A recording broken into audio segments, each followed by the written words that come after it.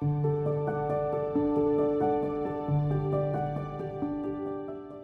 Zack, we learned when he was about 27 weeks that he had intrauterine anemia.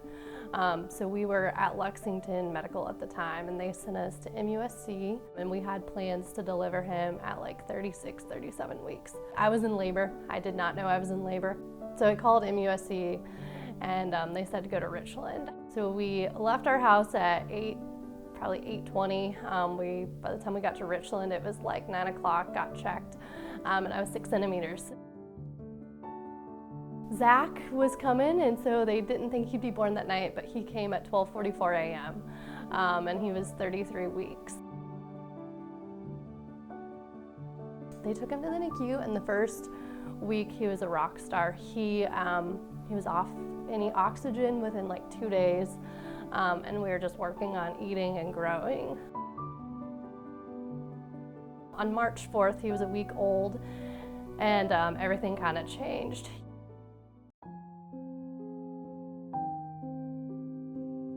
We got a call probably at like 8:30 saying that he had an infection, and so they were trying to figure out what was going on. My husband and I live in the Irmo area, so we headed downtown, and right when we were walking into the NICU waiting room, the surgeon called and said, we're going into surgery. So we met with him and learned that he had necrotizing enterocolitis. So it kind of kills off intestines. So he was super sick that night. So he was rushed into emergency surgery. And the next few days were kind of wait and see. But that began our 138-day NICU journey. And so throughout the next 4.5 months, it was a roller coaster. For a while, it was pretty touch and go, and it just kind of felt like every day something was gonna happen, not in our favor. And for quite a while, it just felt like we just kept going backwards. And so I think that was probably the most challenging, along with just trying to make life as normal as possible for our older son.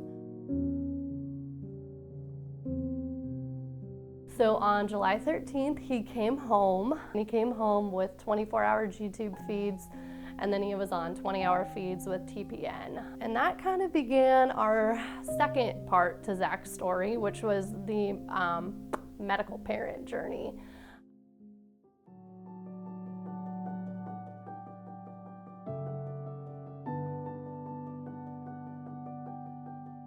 So I kind of was a little familiar with Ronald McDonald House, but mostly what I was familiar with was like that they provided a place to stay if you needed it. And so while we were fortunate that we were only 24 minutes away from the hospital, we didn't need that.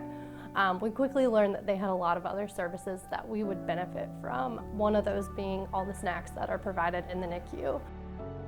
We spent a lot of time in that NICU waiting room with surgeries, and when you're a NICU parent, you just keep going. It doesn't, you try to take care of yourself the best you can, but you're so torn because you're trying to take care of your baby. And then in our case, we had a almost 2-year-old at home at the time. So we were trying to split our time and make sure everybody was taken care of. So just having like some quick, easy energy snacks, especially on the days that we were waiting for him in surgery, those were just so helpful. And then later on, when we started to experience our hospital admissions, the treat trolley, I really do think that saved my day. Most days when I was in the hospital with him, you're exhausted, and then they come with a nice cup of coffee and some snacks, and that really kind of just gets you through.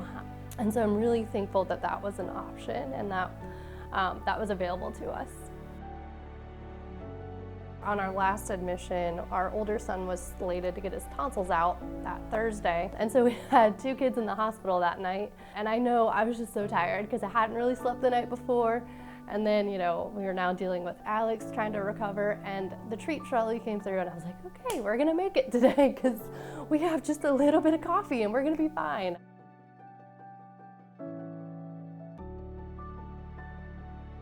I don't think it gets easier. I just think you get so much stronger. It takes a while to kind of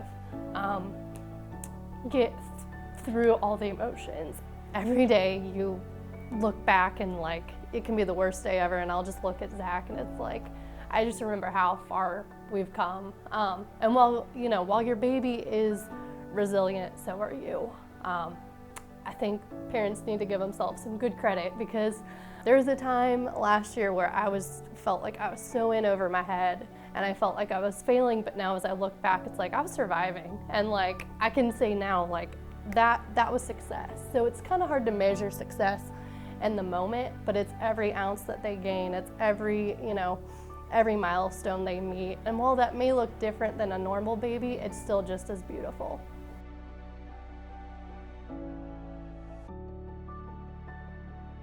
So I think, when you just hear about it, it's like, well, that may not apply to me because I live locally, but there are so many more resources that the Ronald McDonald House provides than just a place to stay.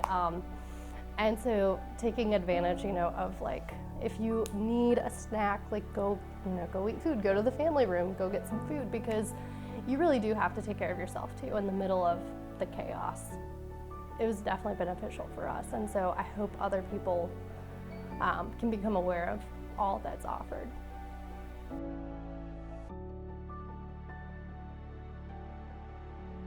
He is just the happiest little 18-month-old you'll ever meet. He's a little small, but he's catching up, and like it's just been so fun to watch him thrive. He's just a joy to be around. If you know Zack, you just kind of have to love him. He has not lost any of his feistiness, and some days I realize he will be my more difficult child, but we are thankful for every day we have with him.